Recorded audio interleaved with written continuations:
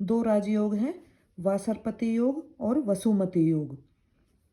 अब वासरपति योग, यदि किसी जातक का जन्म शुभ दिन, शुभ दिन होते हैं हमारे सोमवार, बुधवार, गुरुवार या शुक्रवार, इनमें से किसी दिन हुआ है और उस दिन का स्वामी अर्थात सोमवार को जन्म हुआ है तो चंद्रमा, बुधवार को जन्म हुआ है तो बुध, गुरुवार को जन्म हुआ है तो गुरु और शुक्रवार का जन्म है तो शुक्र, जन्म कुंडली में सूर्य के साथ किसी भी भाव में स्थित हो तो वासरपति नाम का योग होता है। ये योग भी हमारा राजयोग की श्रेणी में ही आता है। अब जहाँ तक जन्म की बात है तो एक सूर्योदय से लेकर दूसरे सूर्योदय तक वार की प्रवृत्ति होती है, यानी एक सूर्योदय से लेकर दूसरे सूर्योदय तक वार माना जाता है। यदि किसी का जातक का जन्म रात को 2 या 3 बजे है तो पिछले दिन वाला ही वार लेंगे, क्योंकि अंग्रेजी वार रात को 12 बजे के बाद बदल जाता है।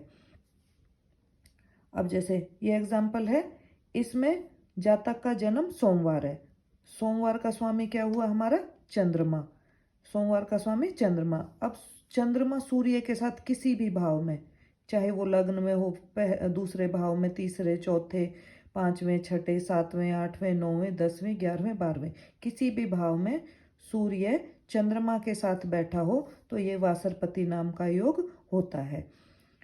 इसके बाद बुधवार का स्वामी हुआ हमारा बुध। अब सूर्य के साथ बुध किसी भी भाव में बैठा हो तो वासरपति नाम का योग होगा। ये जो योग है सिर्फ शुभ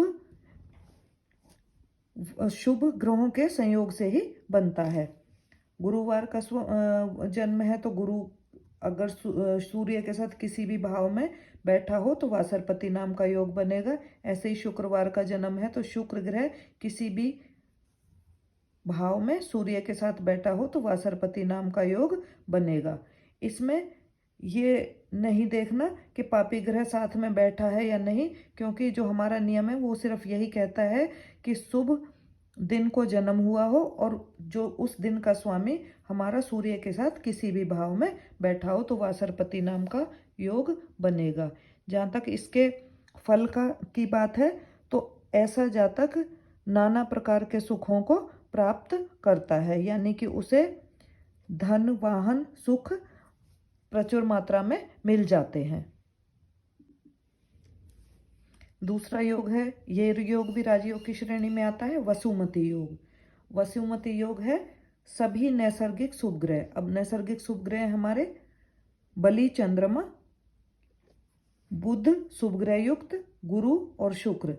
यदि ये शुभ ग्रह लग्न अथवा चंद्र से उपचय भाव होते हैं हमारे तीसरा, छठा, 10वां, 11वां स्थान, किसी भी ग्रह से तीसरा, छठा, 10वां, 11वां स्थान उस ग्रह का उपचय स्थान होता है। अब यहाँ बात हो रही है हमारी लग्न या चंद्र की, तो लग्न और चंद्र से काउंट करेंगे तीसरा, छठा, 10वां और 11वां स्थान इसमें स्थित हो तो वसुमती नाम का योग होता है।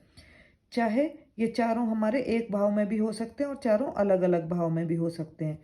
जैसे ये एग्जाम्पल है, यहाँ पे हमारा शुक्र, बुध, गुरु और चंद्रमा हमारा तीसरे भाव में है, शुक्र हमारा 10वें भाव में है और बुध और गुरु हमारा 11वें भाव में है। ये लग्न से तीसरे, 10वें और 11वें में सारे शुभ ग्रह हो गए, तो ये हमारा वसुमती नाम का योग बन गया, किससे? लग्न से।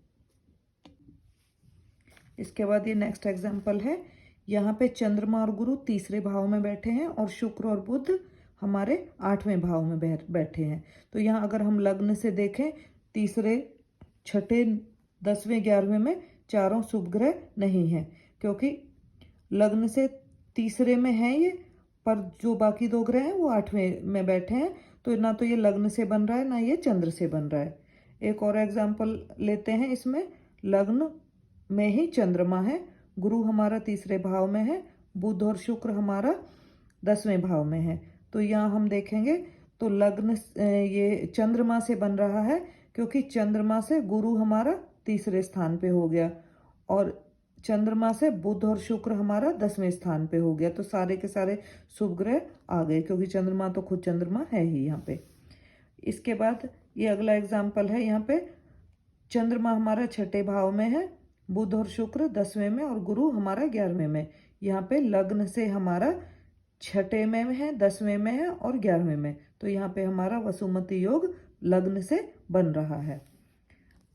एक और एग्जाम्पल है, इसमें गुरु हमारा दूसरे भाव में है, बुध हमारा 5वें में है, शुक्र 9वें में और चंद्रमा हमारा 12वें में। तो यहाँ पे लग्न से नहीं बन रहा क्योंकि चंद्रमा हमारा 12वें भाव में हो गया। ये चंद्रमा से बन रहा है क्योंकि चंद्रमा से 1, 2, 3 तीसरे भाव में शुभ ग्रह, 4, 5, 6 छठे भाव में शुभ ग्रह, 7, 8, 9, 10 10वें भाव में शुभ ग्रह। तो यहाँ पे चंद्रमा से वसुमती योग बन रहा है। ये योग भी राजयोग की श्रेणी में आता है। तो ऐसा व्यक्ति उन्नति करता है लगातार, और धन संचय जैसे कहीं से भी चंदा वगैरह इकट्ठा कर लो तो वो अपनी बातों से मोटिवेट करके इस काम में सक्षम होता है। राजयोग की परिभाषा हर व्यक्ति के लिए अलग अलग होती है। अगर कोई व्यक्ति उच्च घराने में पैदा हुआ है तो वो अपने से ऊपर वाली स्थिति में जाए तो यह राजयोग होगा। अगर कोई व्यक्ति झोंपड़ी में रह रहा है तो अगर वो कोई दुपहिया वाहन भी खरीद लेगा तो उसके लिए राजयोग की श्रेणी में ही आ जाएगा। धन्यवाद।